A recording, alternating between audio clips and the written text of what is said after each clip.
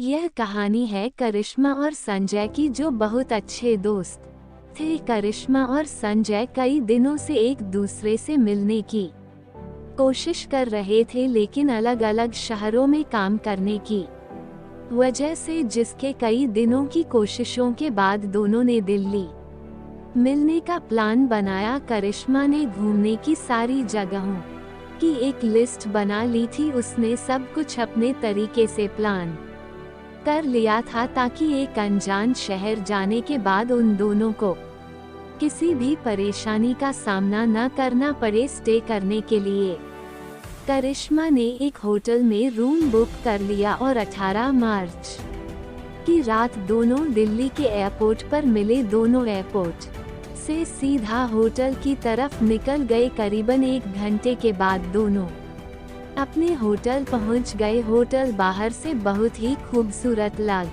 रहा था। इतना खूबसूरत होटल देख संजय काफी खुश हो गया। दोनों ने होटल में चेक इन कर लिया। अपने रूम में पहुंचते ही दोनों फ्रेश हो गए और एक दूसरे से बात करने लगे। दोनों का ही लॉन्ग डिस्टेंस रिलेशनशिप था और एक साल में दोनों का मिल पाना होता था, और 1 साल बाद भी दोनों एक दूसरे से मिल रहे थे। इस बीच जो भी एक दूसरे के साथ हुआ, दोनों ने एक दूसरे के साथ शेयर करना शुरू कर दिया। बात करते करते दोनों एक दूसरे के करीब आ गए और एक दूसरे की आगोश में समाने लगे। करिश्मा और संजय एक दूसरे से बात कर ही रहे थे कि तभी रूम के बाथरूम से कोई आवाज आने लगी।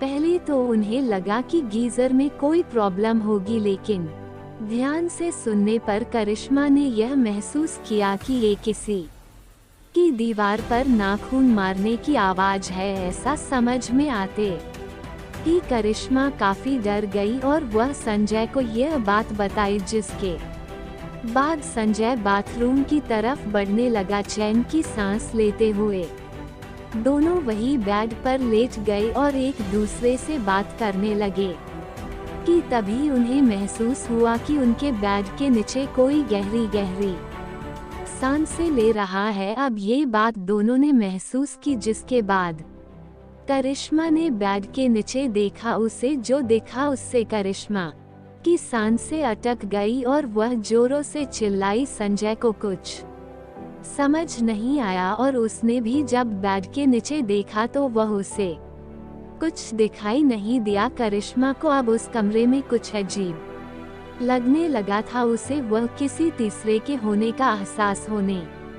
लगा। संजय ने उसे बहुत समझाने की कोशिश की, लेकिन करिश्मा अब वहाँ रुकना नहीं चाहती थी। तभी सामने रखा शीशा अपने आप हिलने लगा। इस डरावने नज़ारे को देख दोनों की सांसें फूलने लगी। अब बात साफ थी, सच में इस कमरे में कोई तीसरा था, पर कौन? अचानक ही शीशा टूटकर चकनाचूर हो गया। लेकिन अब जो उन दोनों ने देखा वो बेहद ही परेशान करने वाला मंजर था। उस कमरे में एक कैमरा पहले से ही लगा हुआ था, यानी अब तक जो भी उन दोनों के बीच हुआ वो सब उस कैमरा में रिकॉर्ड हो चुका था। दोनों काफी घबरा चुके थे और फिर दोनों जल्दी जल्दी अपने कपड़े पहनना शुरू किया और वहां से निकलने की तैयारी करने लगे। इतने में पास रखे अलमारी से किसी के गुर्राने की आवाज आने लगी। यह सुन दोनों बहुत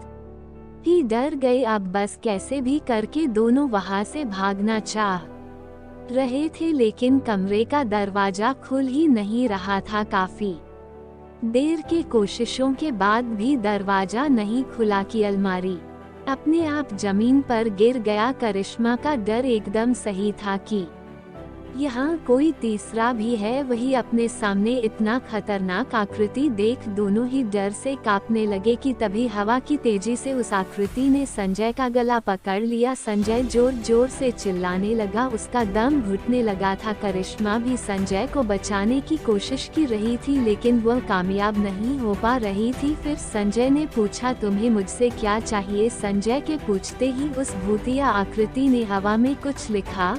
सच बोलो, यह पढ़कर किसी को भी कुछ समझ नहीं आया। उसके बाद उस भूतिया आकृति ने फिर से कुछ लिखा, कैमरा।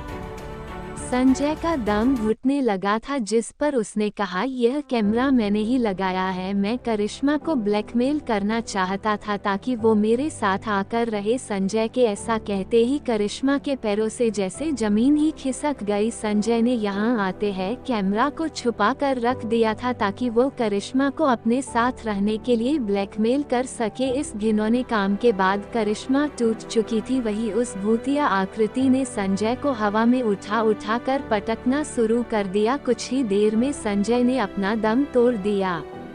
मगर ये भूतिया आकृति थी कौन? बात अब साफ थी। उस भूतिया आकृति ने करिश्मा की जिंदगी को नर्क होने से बचाया और संजय को इसके किए की सजा दी। भूतिया आकृति, तुम रो मत, मैं तुम्हें बचाने ही आई थी। इस धोखेबाज इंसान ने मुझे भी ऐसे ही बर्बाद किया था। मैं कमजोर थी और मैं डर के कारण आत्महत्या कर ली थी, लेकिन आज मेरा बदला पूरा हुआ। अब ये किसी के साथ भी ऐसा नहीं कर पाएगा।